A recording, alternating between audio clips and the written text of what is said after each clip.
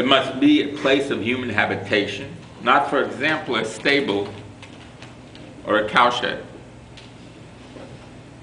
Today, garages are habitable. So we would need a mezuzah on a garage. Those that want to be more careful will put the mezuzah on their front door, make the blessing, and have it in mind for all the doors, and put on all the mezuzahs. It must be in a place which the occupants behave with dignity and propriety. This excludes a bathhouse or a toilet. It must be a permanent abode, not a temporary shelter. Let's say a tent. Should I put a mezuzah on my tent? Such as a sukkah. Does a sukkah need a mezuzah?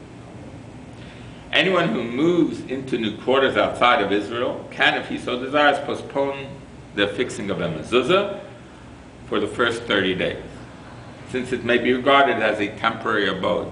We're always hoping that Mashiach will come, and so therefore we will be able to all get up and leave and go back to Israel, which will be our permanent home. For this length of time, we can push it off.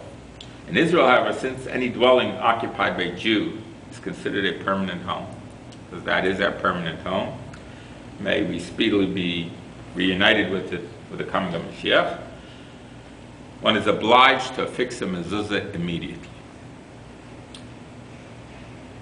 What happens if a person is too poor to afford a mezuzah?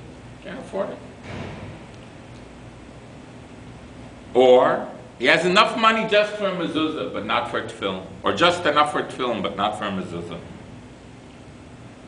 Which should he rather buy? Whichever choice he makes, he is on sound halachic ground, it says. He may prefer to purchase tefillin, which is called, as we've mentioned before, chovat haguf, a requirement for the body. It's his own personal obligation for him.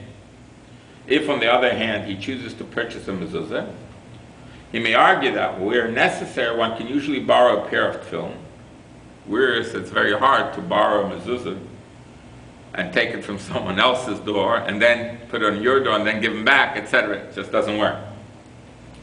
Don't just go saying, neighbor, I'd like to borrow the mezuzah from your door. Well, what about my door? I need it.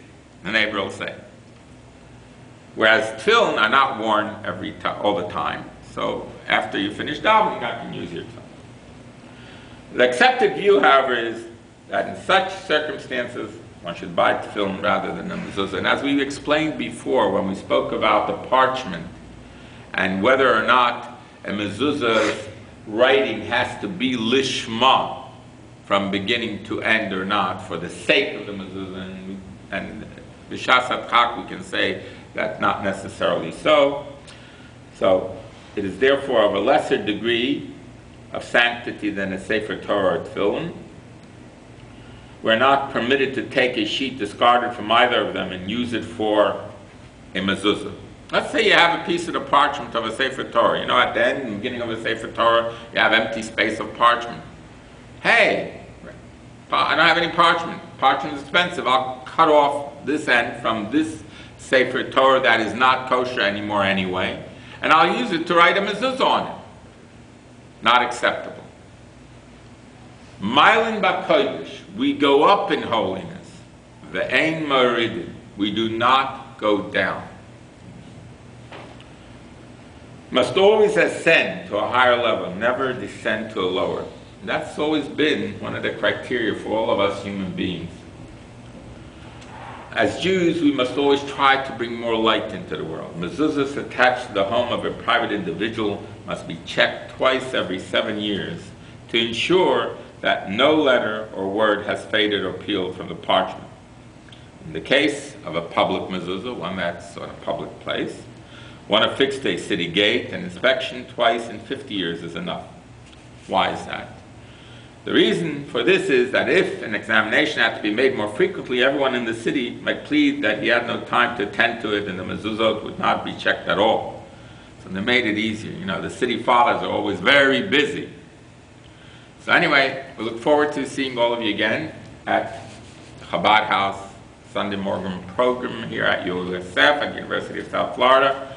8:45 next week, and we will have our brunch and our learning, food for the body and food for the soul. Any questions?